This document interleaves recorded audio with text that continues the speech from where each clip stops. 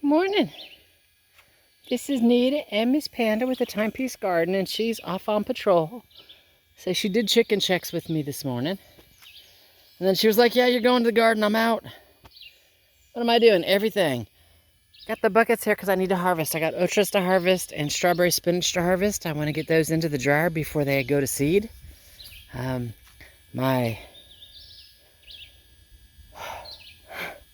mustard greens outside are good. My winter ones have already gone to seed, and I need to see if I can collect seed pods off of those yet. I got to check the tomatoes, see if any of those need to get twined up. I've got some stuff I got to check on while I'm out here, you know?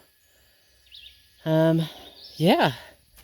Having said that, we'll take that 30-second walk before I get started. Elderberries, again, are doing awesome. Looks like I'm going to have another bumper crop. You know, we had a little bit of rain last night. They got rain. My squashes, same thing, doing awesome. Same thing on that side, doing awesome. Watermelons are still kicking it. Passion vine over here is kicking it. You know, hey, spiderweb.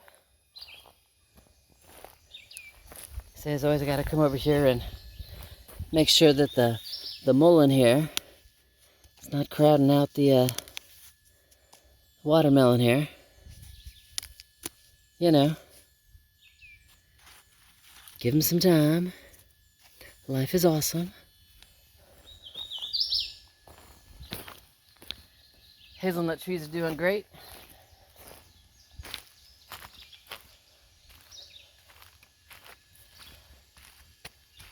So I was a little worried about the mouse melons for a while, but you can already see where he's starting to line up his stem. So they'll be doing great. Orchas, again, this is why I'm out here. This is one of the things I got to harvest today. Whew. All right, just as you look down the way, everybody looks good. All right, let me get started, and I'll talk to you later. I got orchard and strawberry spinach in the barrels. Picked some weeds, went and gave them to the chickens. But these are my winter strawberry spinach that actually survived the rodent attack. And that's what they do. They do a berry. And this is going to taste like sugary spinach. It's so interesting, you know, when they get this well. Now, am I going to eat this one? Probably. Actually, this is the one I'll probably seed save off of. And I'll eat that one. Yeah. Once I get back to the house. So let me get back and get these cleaned so I can work on the run today. Otherwise, the garden's doing awesome. I went ahead and took out the last of the turnips that were hanging out over the aisle because I've done all my seed saving off of them, which will give these guys room to grow. Still waiting on the spinach to finish going to seed so I can start harvesting off of it too for seed saving. And otherwise, the garden's awesome. You know, I've got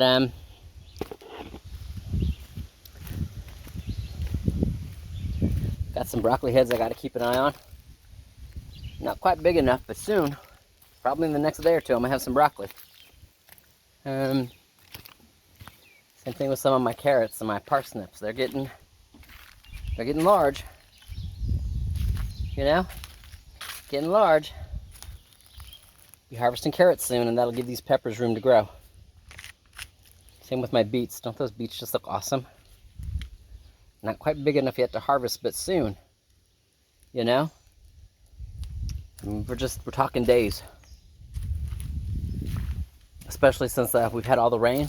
All we need is a couple of sunny days and they're gonna go ballistic. My lettuces will probably be the last time I get to harvest, and they'll bolt. All right, let me get to going. I got orchard leaves to dry. Talk to you in a few. Alrighty then.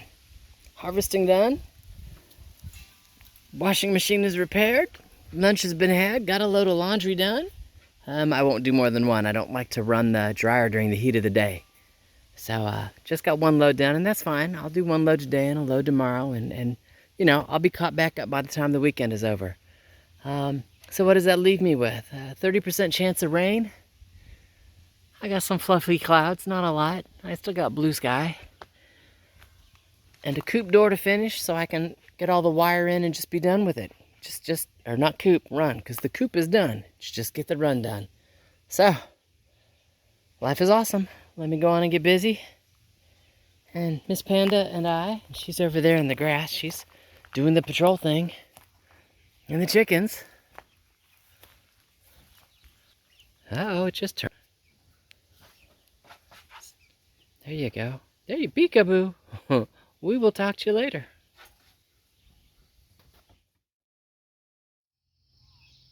Well, it's 6:30 and the supervisor is telling me to get my butt in the house and start cooking some victuals for dinner.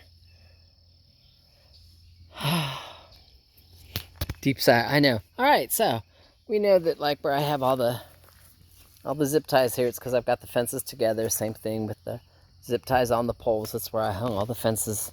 So I could make sure I had everything right before I started putting it in place. And if we come inside, where all of my overlaps are, you notice all the zip ties have been cut. Why? Because if you look, this is probably one of the easier ones to see. You can see the additional wire right where they've been strung together now. I don't know, it's looking into the sun. Maybe you can't see it that direction. I don't know, it's a little there. Anyway, they're wrapped. There's some there. So, and that's where, all the way across, you can see where they're wrapped. And that's where the panels all touch, and then they overlap 1 2-inch square. Both sides of this are wrapped. Same thing here, where this panel hit the 6 foot or the 6-inch or the 6 square, whatever you want to call it, panel. Both sides are wrapped, and then where this side, this 6-inch panel hit the full size, those are wrapped. It's like, yes! So, what does that leave me with tomorrow? I have the clips thingies that I want to put across the top where the 1/2-inch squares meet the 2-inch squares. I want to clip those, hard clip those. And then I have 14 gauge wire, same stuff that I was using for the pairs, that I actually want to put on the poles. Because it's fencing wire. You know, it's made for cows and sheep.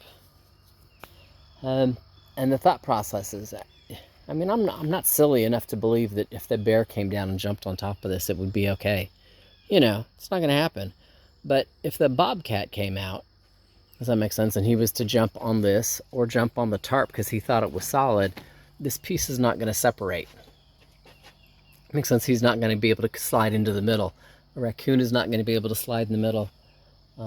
Possums and other thingies, if they climb in here, does that make sense? It's still not easy access. Most of them want to dig under. And that's why we go out so far. And we've got the hooks, and it just, you know, and with the hooks there, and then if I put the 14-inch gauge, you know, the pole, and then a spot, and a spot, and a spot, and then the pole, they can't lift it, they can't get under it. You know, that's the thought process. That's my thought process anyway. And we'll see whether or not I'm right. If I'm not, I'll lose chickens and I'll fix it. All right, having said that, again, it's time for me to put tools away, give the chicken their last feed, and go make me some dinner. So Miss Panda and we'll talk to you later.